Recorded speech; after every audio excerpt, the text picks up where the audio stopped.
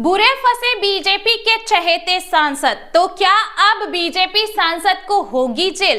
दोस्तों, मुस्लिम समुदाय को निशाना बनाकर सियासी रोटियां सेकने वाले भाजपा के नेता सुप्रीम कोर्ट और chief justice of India Sanjeev Khanna पर विवादित बयान दे रहे हैं। झारखंड के गोड्डा से सांसद निशिकांत दुबे ने सुप्रीम कोर्ट को धार्मिक युद्ध और संजीव खन्ना को गृह युद्ध का जिम्मेदार ठहराकर ऐसा बयान दिया है जिससे तूफान खड़ा हो गया है। अब अटॉर्नी जनरल के पास चिट्ठियों का भंडार लग गया है जिसमें दुबे के खिलाफ आपराधिक और अवमानना की कार्रवाई की मांग की जा रही है। दोस्तों, लगता है कि बीजेपी ने अपने सांसदों को बोलने की और बवाल करने की पूरी छूट दे दी है। बीजेपी वालों को खुली छूट मिली है कि सिर्फ मुसलमानों को ही नहीं बल्कि देश की न्यायपालिका यानी सुप्रीम कोर्ट को भी कुछ भी कह दो, कैसे भी शब्दों का इस्तेमाल कर लो, आपको कुछ नहीं होगा, हम आपके पीछे खड़े हैं। अगर बीजेपी पर सवाल उठेंगे तो निजी विचार कहकर पल्ला झाड़ लिया जाएगा।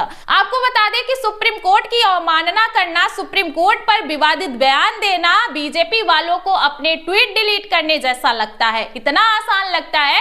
लेकिन इस बार यह निशिकांत दुबे को सुप्रीम कोर्ट और संजीव खन्ना का अपमान करना भारी पड़ता हुआ नजर आ रहा है, क्योंकि अटॉर्नी जनरल आर वेंकट रमनी को कई चिट्ठियां लिखी जा रही हैं ताकि निशिकांत दुबे को नफरत फैलाने के लिए उन पर कार्रवाई की जा सके। दरअसल दोस्तों, भारतीय जनता पार्टी के नेताओं की बयानबाजी का सिलसिला अब तक जारी है। सुप्रीम कोर्ट और chief justice of India Sanjeev Khanna तक उनके जो ये बयानबाजियां की जा रही हैं, जो चर्चा है वो उन तक पहुंच गई है। पहले मुस्लिम समुदाय को निशाना बनाया, सत्ता को हासिल करने का प्रोपेगेंडा रचने वाली भारतीय जनता पार्टी के नेता अब देश की सबसे बड़ी अदालत पर तंज कस रहे हैं। निशिकांत दुबे ने देश में गृह युद्ध के लिए chief justice of India Sanjeev Khanna को जिम्मेदार बता दिया था। वहीं धार्मिक युद्ध भड़काने के लिए सुप्रीम कोर्ट को ही जिम्मेदार ठहरा दिया। निशिकांत की टिप्पणी के बाद राजनीति में हंगामा मच गया है। दोस्तों, इसी हंगामे के बीच सुप्रीम कोर्ट के वरिष्ठ वकील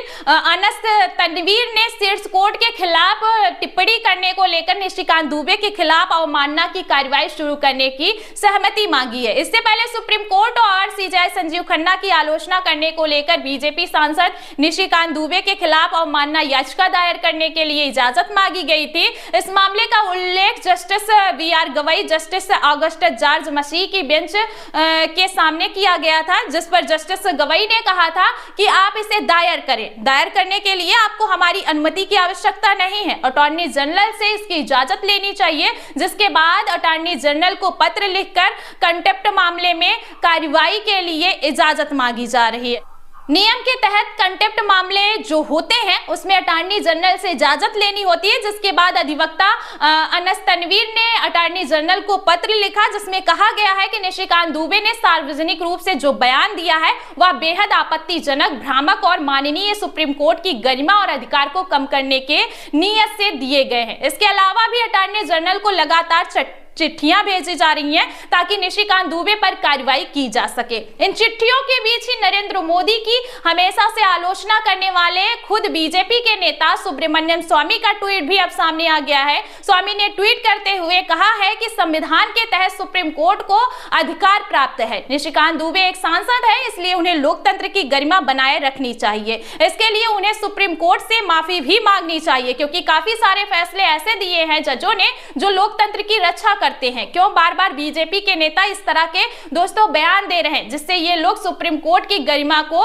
ताक पर रख रहे हैं और ताक पर लगाने के बाद पल्ला झाड़ लेते हैं। बीजेपी के सांसद ने जिस तरह से अपमान करने वाले बयान दिए हैं, इन बयानों पर खुद नरेंद्र मोदी की सरकार को कार्रवाई करनी चाहिए। लेकिन भाजपा अध्यक्ष जेपी नड्डा इसको लेकर निशिकांत का निजी विचार बता रही है और पल्ला झाड़ ली है। बता दें, इस मामले में ट्वीट करते हुए नड्डा ने लिखा कि भाजपा सांसद निशिकांत का जो बयान है यह न्यायपालिका को लेकर, देश के चीफ जस्टिस को लेकर यह बयान उनके निजी हैं, इसलिए भारतीय जनता पार्टी का कोई भी लेना देना नहीं है। लेकिन भाजपा ऐसे बयानों से न तो इत्तेफाक रखती है और ना ही कभी ऐसे बयानों का समर्थन करती है। बीजेपी इन बयानों को सिरे से खारिज करती है। मतलब भारतीय जनता पार्टी ने हमेशा से ही न्यायपालिका का सम्मान किया है। अगर जेपी नड्डा दोस्तों इतना ही अपनी पार्टी का, न्यायपालिका का सम्मान करते हुए बता रहे हैं कि उनकी पार्टी बहुत सम्मान करती है न्यायपालिका का, तो उसका अपमान करने वाले अपने सांसद पर क्यों अभी तक कार्रवाई इन्होंने नहीं की। सबसे बड़ा सवाल तो यह है, सिर्फ एक ट्वीट करके ही निशिकांत को छोड़ दिया गया। और अगर कोई नेता होता भी, विपक्ष का नेता होता, तो कितने सारे ट्वीट आते। सभी नेता जो कभी नहीं बोलते वो भी बोलने आ जाते थे।